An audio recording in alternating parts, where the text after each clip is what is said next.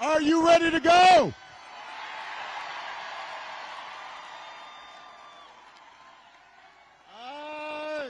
It is good.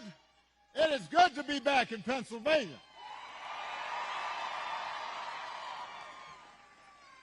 It is good to be back in Pittsburgh.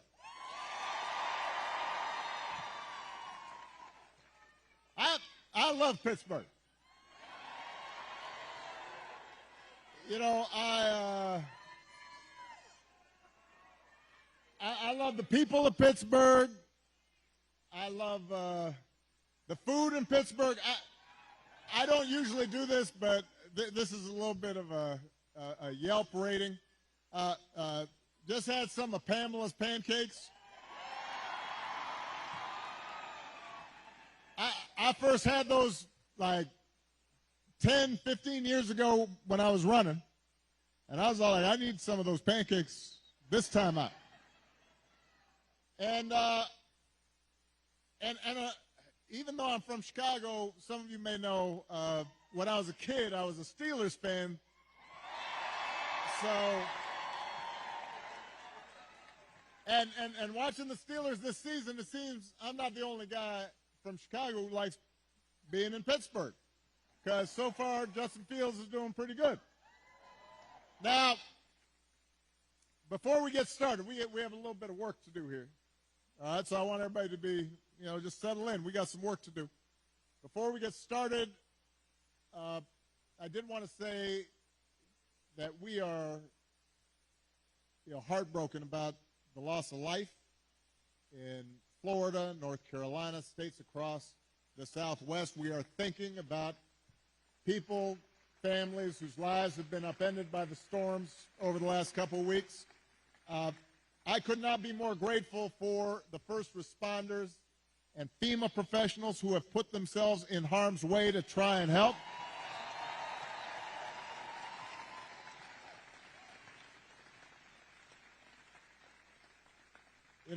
It's times like this when you realize having honest, competent leadership in government really matters.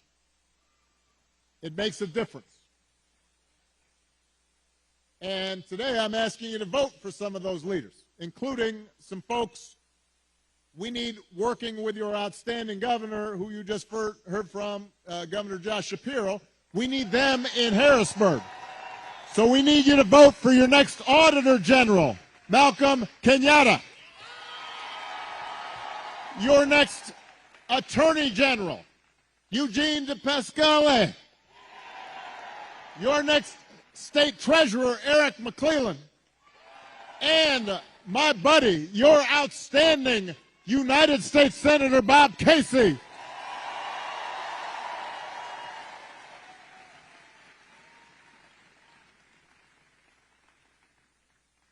Now, here in Pennsylvania, there are 3 ways to vote.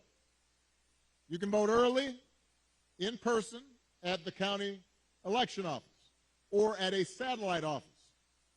You can also vote by mail. And if you need to figure out how to do that, just go to iwillvote.com, PA, to find a place to vote early or to request a ballot. And, of course, you can vote at your polling place on Election Day, November 5th. But if you're at this rally, let's face it, you're probably voting unless you are 12. So you also have to help your friends and family make a plan to vote. And even if you're 12, you can do that.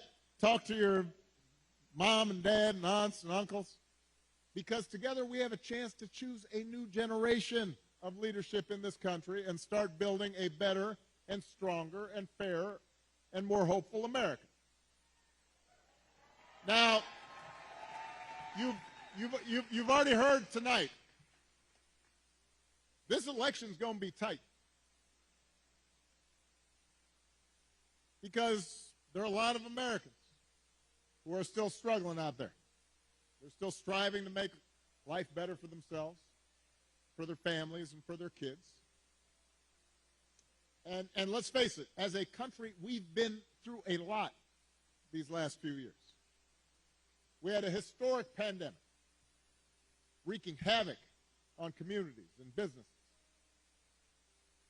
Disruptions from the pandemic then caused prices to spike, and that put a strain on family budgets. And in many ways, it's felt like the aspirations of working people have taken a back seat to the priorities of the rich and the powerful. So I get it, why people are looking to shake things up. I mean, I am the hopey-changey guy. So I understand people feeling frustrated and feeling we can do better. What I cannot understand is why anybody would think that Donald Trump will shake things up in a way that is good for you, Pennsylvania. I don't understand that.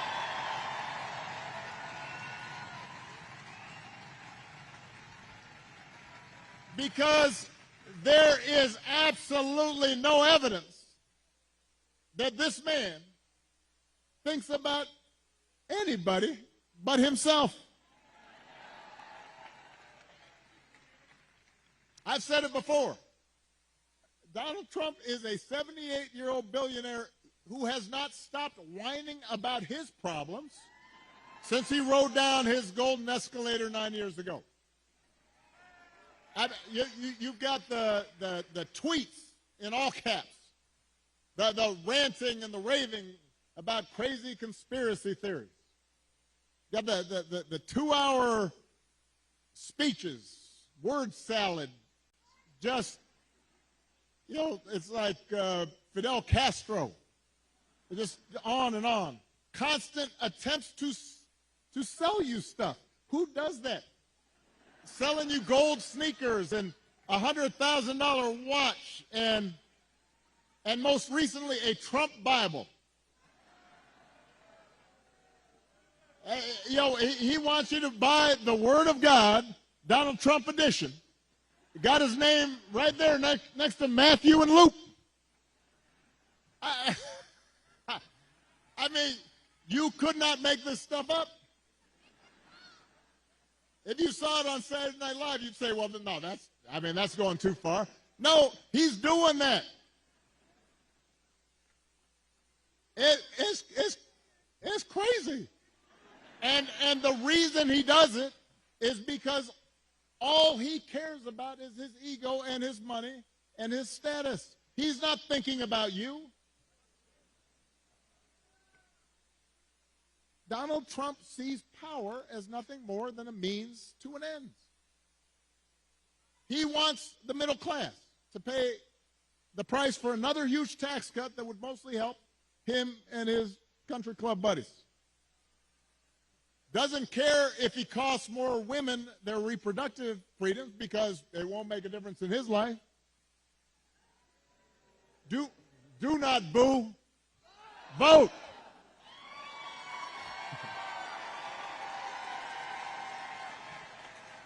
They can't hear your boos, but they can hear your votes.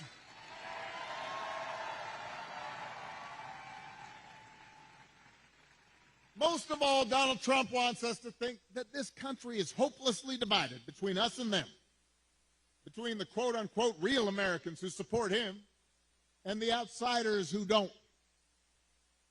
Because having people divided and angry, he figures boosts his chances of being elected. And he doesn't care who gets hurt. Think about it. Just the other day, we learned that on January 6th, a couple years ago, Donald Trump was told that Mike Pence was in the Capitol about 40 feet from an angry mob chanting, "Hang Mike Pence." And his response was, quote, "So what? Don't boo." If Donald Trump does not care that a mob might attack his own vice president, do you think he cares about you? Pennsylvania, we do not need 4 more years of that. We don't need 4 more years of arrogance and bumbling and bluster and division. America's ready to turn the page. We are ready for a better story, one that helps us work together instead of turning against each other. Pennsylvania, we're ready for President Kamala Harris.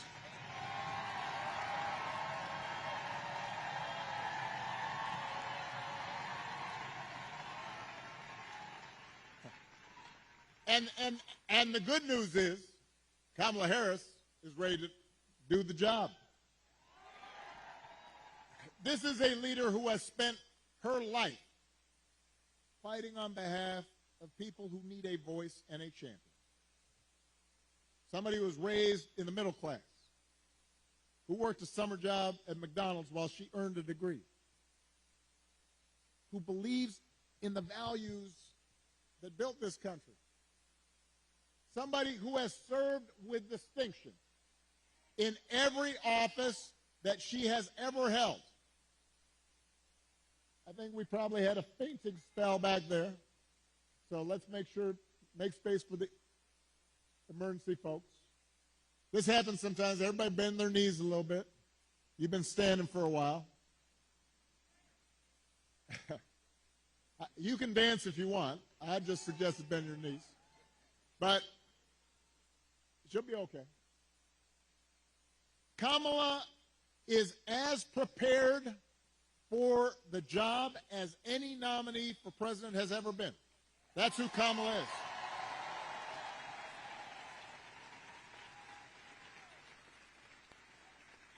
And in the White House, she will have an outstanding partner in Governor Tim Walz.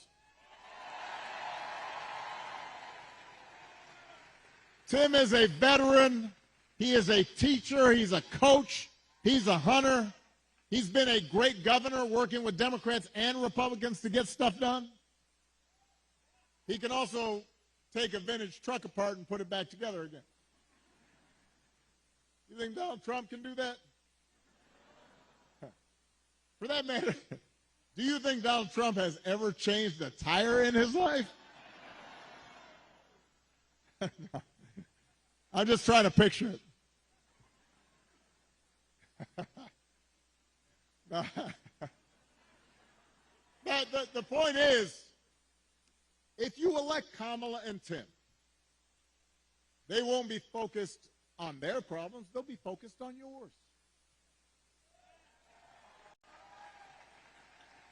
They understand that too many folks here in Pennsylvania and across the country are struggling to pay the bills. Even though wages are steadily growing and inflation is finally slowing, the price of everything from health care to housing to groceries, it's still too high. And that takes a real bite out of paychecks. It hurts. So the question is, who's really going to do something about it? That's what you should be asking yourself. Now, Donald Trump's plan is to do what he did last time, which was give another massive tax cut to billionaires and big corporations. And then, don't boo, I'm going to break you of this habit.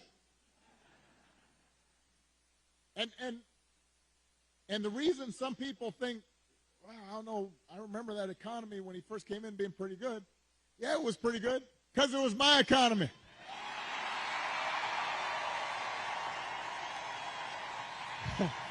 We had 75 straight months of job growth that I handed over to him. It wasn't something he did. I had spent 8 years cleaning up the mess that the Republicans had left me the last time. So just in case everybody has a hazy memory, he didn't do nothing except those big tax cuts. His other big economic plan now is to slap tariffs on everything, from food to TVs. Now, understand what tariffs are. Anything that's coming from that's made elsewhere and comes here, you slap extra money on top of it.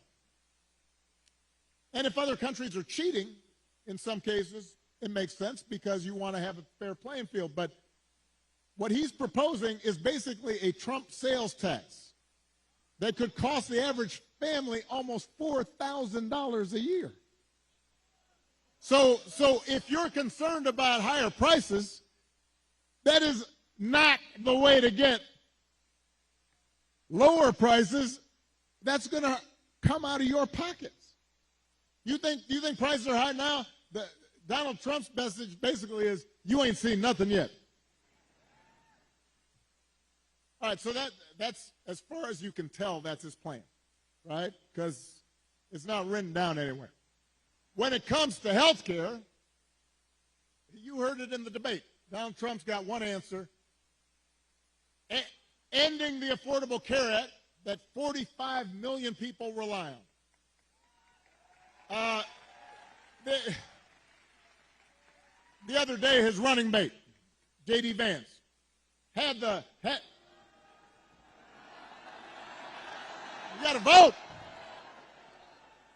The other day, his running mate had the nerve to say, Donald Trump salvaged the Affordable Care Act.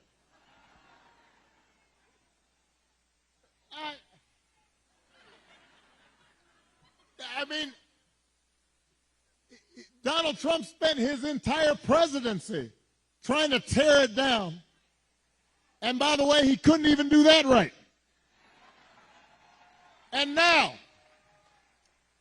8 years after he was elected, when he was asked about what he was going to do, he says he's got concepts of a plan for how he'd replace it. Now, I want you all to think about this for a second. Let's say your boss gives you an assignment, a project. He says, I need this on Friday. And Friday comes around and he says, so, did you finish that project I asked for? And you say, well, I actually haven't started, but I have a concept of a plan. Or you could try it at home. Honey, did you do the dishes? I have a concept of a plan to do the dishes. How's that going to go over? If it wouldn't work for you, why in the heck should it work for the President of the United States?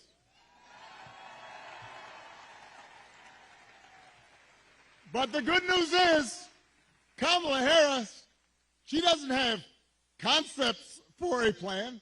She has an actual plan to make your life better.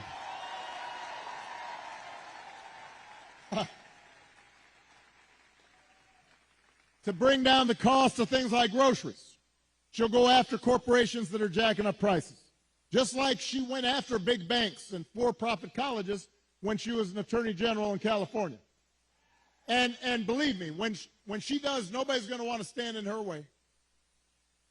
I remember after the home mortgage crisis, Kamala pushed me and my administration harder than any other attorney general in the country to make sure homeowners got a fair settlement. It did not matter that she was pushing a Democratic administration. She was not going to let anybody stop her from winning as much relief as possible for the families who deserved it. And because of the work she did, those families got billions more than they would have otherwise got. That's the kind of president Kamala Harris will be.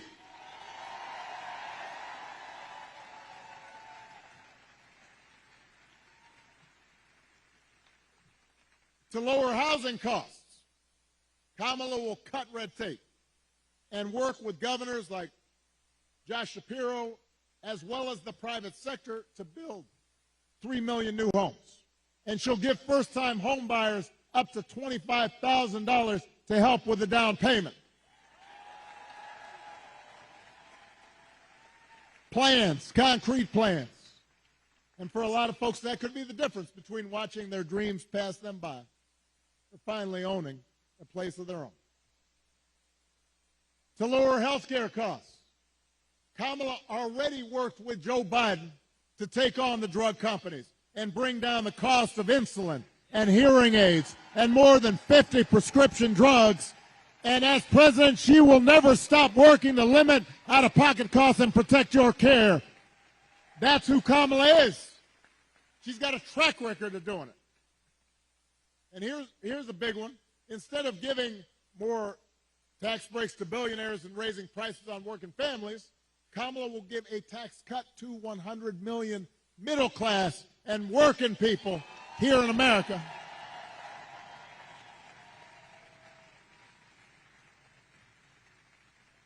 So, if you're a new parent, you could qualify for a $6,000 tax credit during the first year of your child's life.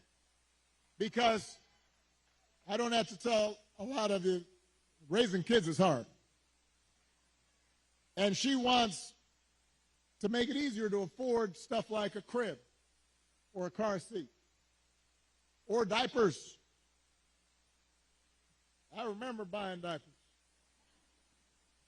I remember the first time I went in the store right after Malia was born. I was like, what?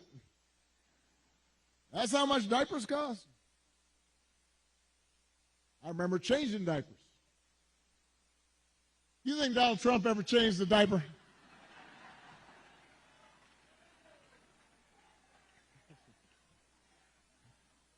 Yeah.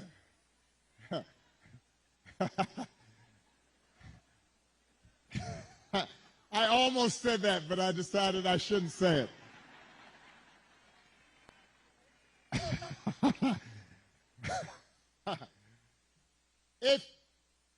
If you're starting a small business, Kamala Harris will give you a $50,000 tax credit to help you get it off the ground. That's who Kamala Harris is. That's what she stands for. So with Kamala, you've got actual plans. Trump, concepts of a plan. Now, if you challenge Trump to elaborate and enumerate his concepts, he will fall back on one answer. J.D. Vance does the same thing. Doesn't matter what the issue is, housing, health care, education, paying the bills. Their only answer is to blame immigrants. They want you to believe that if you let Donald Trump round up whoever he wants, by the way, and ship them out, all your problems will be solved. Now, we've got real issues at the border. We are a nation of laws and a nation of immigrants. We have to make sure it's fair. There are communities at the border that can be overrun. We've got to actually solve a problem. But when I hear Donald Trump talking, I've got one question. As I recall, Donald Trump was president for 4 years. And if rounding up and deporting millions of desperate people and building the beautiful wall, and didn't matter whether some of those folks you rounded up were women and children, if that's the answer to everything, well, why didn't you solve the problem? Why were the number of immigrants basically the same when you left office as when you took office? I'll tell you why. Because he didn't have a real plan. He had talking points. He had concepts of a plan.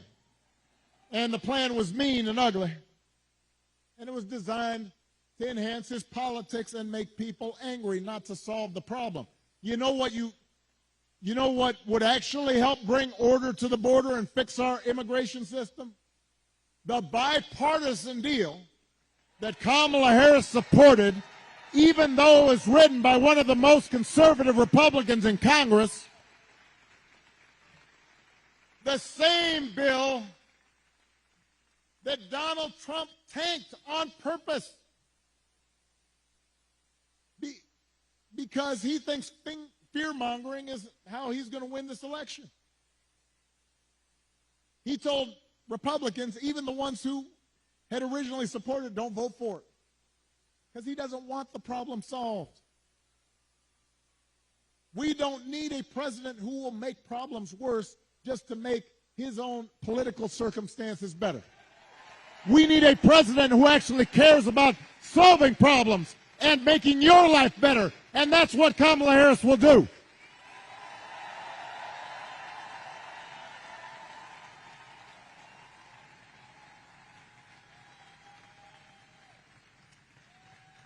And to help her do it, she will need a Senate full of serious public servants like Bob Casey.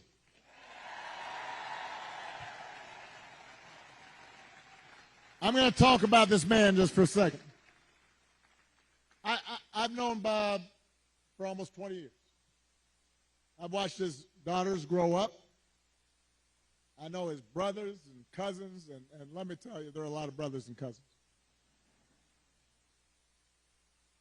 And I can tell you that no one is more humble and more honest and more rooted in his community and has more integrity than Bob Casey.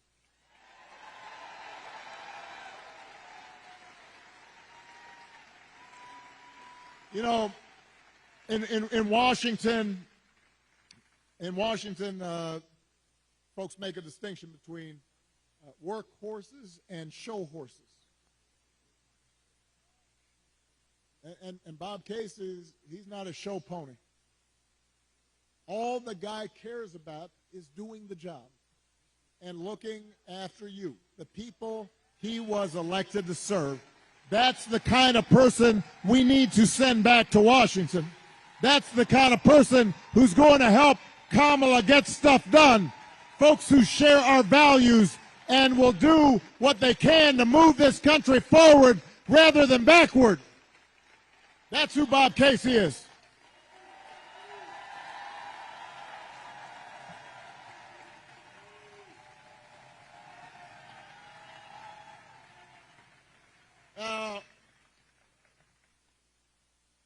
One of those values is freedom. And during election time, there are a lot of flags and there's a lot of talk about freedom. So let me talk about that just for a second. Because I don't think we've ever had an election with candidates who understand freedom more differently. For Donald Trump and his cronies, freedom means that the powerful can do whatever they please. Fire workers for trying to organize a union. Dodge paying their fair share of taxes. Try to throw out your votes when they lose an election. Control what women can and can't do with their bodies. In other words, for Trump, freedom is getting away with stuff.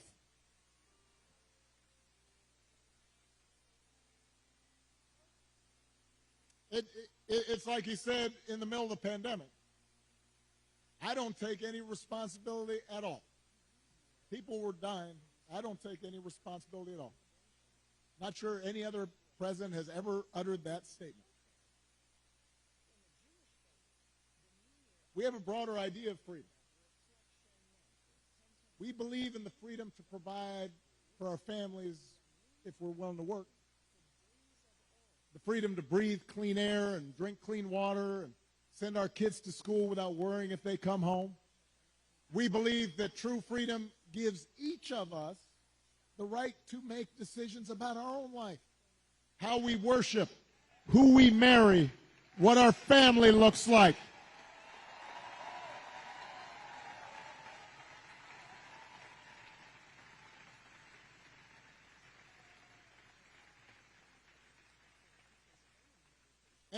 And real freedom also means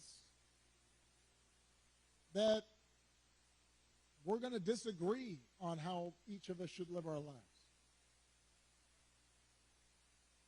And we have to respect other people's views on these issues. You know, I've always said there are good people of conscience on both sides of the abortion divide. I respect anyone whose faith tells them that it isn't something they support. But if we believe in freedom, then we should at least agree that such a deeply personal decision should be made by the woman whose body is involved and not by politicians.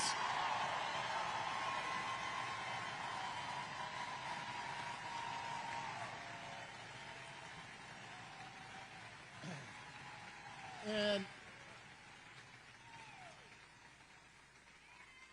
it has been fascinating to watch Donald Trump just tie himself into a pretzel on this issue.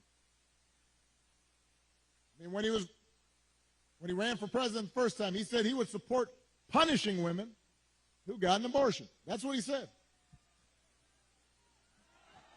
Thank you. Now, well, a couple weeks ago, what did he say? He said, "Don't worry, women, I'll be your protector. I'll tell you how he protected you." He handpicked 3 of the Supreme Court justices who overturned Roe versus Wade. Went out there and bragged about it. And now there are Trump abortion bans in 20 states, many of them with no exception for rape or incest. And when he's asked about it, he says, well, everybody wanted it this way. Really? He thinks women want to have to drive hundreds of miles to find a doctor who can help them? Does he think doctors want to choose between letting a woman die or going to jail for giving her the life-saving care that she needs? That is not something people chose. Now, Donald Trump may be confused about that issue, but let's not be confused. Let's be clear about what's at stake here. If you send Bob Casey back to the Senate, he'll vote to restore reproductive freedom that women had for nearly 50 years. And if Congress passes that bill, Kamala Harris will sign it into law.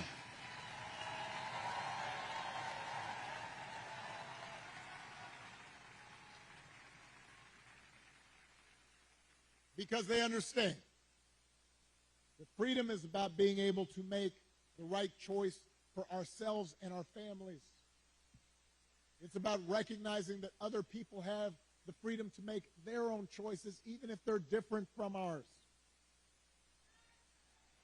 And it's an example of how,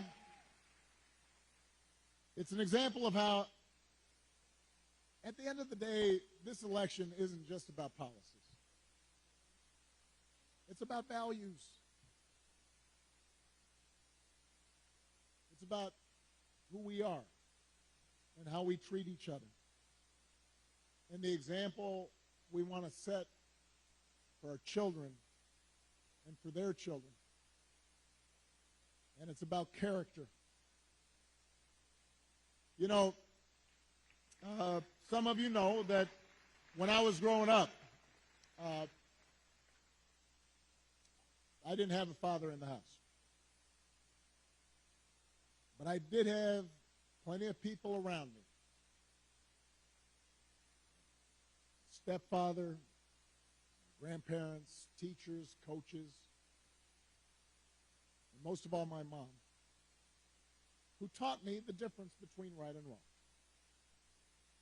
who showed me what it meant to have integrity and to be honest and to be responsible and to work hard and to treat other people like we wanted them to treat us.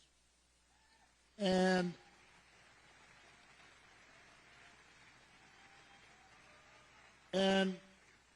I had a bunch of role models out there who helped raise me to become a man, and I made mistakes, and sometimes I didn't live up to those values that had been taught the way I should have, and I was checked and I was corrected, and I internalized those values, and I tried to live up to them. And I suspect most of you grew up the same way. And you know, that process of trying to live out your best self, trying to live out your values, that doesn't stop after the age of 20 or 21. It keeps going. And as I got older, I continued to benefit from friends like Bob Casey and Josh Shapiro and others who would reinforce those values and who I didn't want to disappoint. And obviously my wife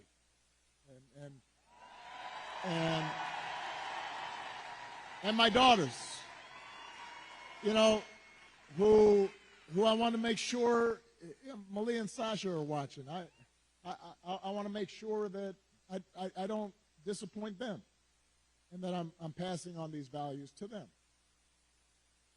You know, and here in Pittsburgh, I'm thinking about another example.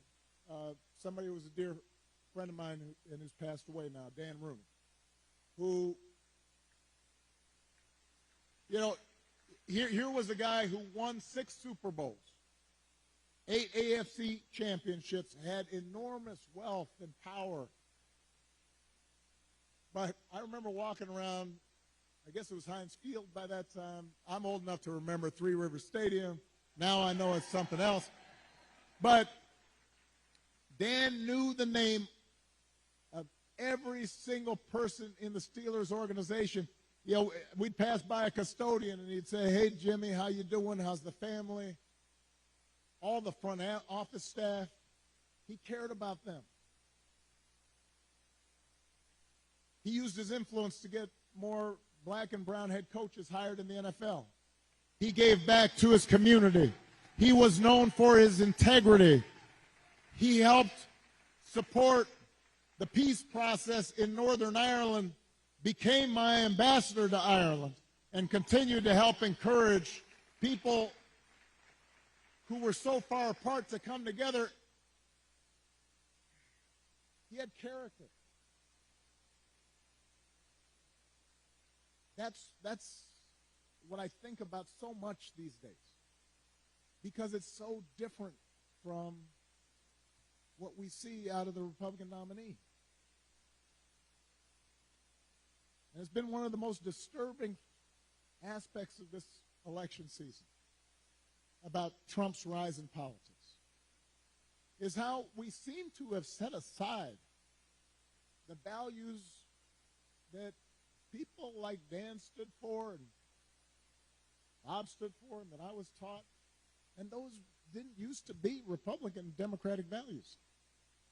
I mean, it used to be we'd have arguments about tax policy or foreign policy, but we didn't have arguments about whether you should tell the truth or not. We didn't make excuses for people who just violated basic norms of treating people fairly and with respect. I mean, just last week, I talked about this. We had one of the deadliest hurricanes in American history. The beautiful town of Asheville, North Carolina, one of my favorite places in the country. Spent time there, amazing people. Devastated. Hundreds of people killed. And President Biden and Vice President Harris were down there meeting with local officials and comforting families, asking how they could help. And Donald Trump at a rally just started making up stories about the Biden administration withholding aid from Republican areas and siphoning off aid to give to undocumented immigrants. Just made the stuff up. Everybody knew it wasn't true. Even local Republicans said it was not true. And now the people of Florida are dealing with another devastating storm. And I want you to watch what happens over the next few days, just like the last time. You're going to have leaders who try to help, and then you have a guy who will just lie about it to score political points, and this has consequences. Because people are afraid, and they've lost everything, and now they're trying to figure out, how do I apply for help? And some of them may be discouraged from getting the help they need. The idea of intentionally trying to deceive people in their most desperate and vulnerable moments. And my question is, when did that become okay? I'm not looking for applause right now. I want to ask Republicans out there, you know, people who are conservative, who didn't vote for me, who didn't agree with me on it. I had friends who disagreed with me on every issue. When did that become okay? Why would we go along with that? I mean, if your coworkers acted like that, they wouldn't be your coworkers very long. If you're in business and somebody you're doing business with just outright lies and manipulates, you stop doing business with them. Even if you had a family member who acted like that, you might still love them, but you tell them you got a problem. And you wouldn't put them in charge of anything.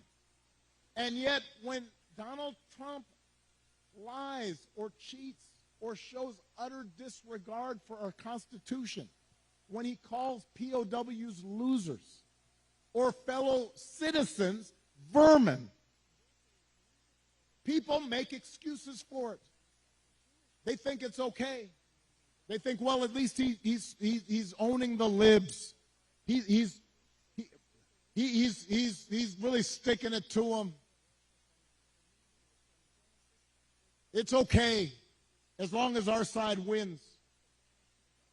And by the way, I'm sorry, gentlemen, I've noticed this especially with some men who seem to think Trump's behavior, the bullying and the putting people down, is a sign of strength. And I am here to tell you that is not what real strength is. It never has been. Real strength is about working hard and carrying a heavy load without complaining. Real strength is about taking responsibility for your actions and telling the truth even when it's inconvenient. Real strength is about helping people who need it and standing up for those who can't always stand up for themselves. That is what we should want for our daughters and for our sons, and that is what I want to see in a president of the United States of America.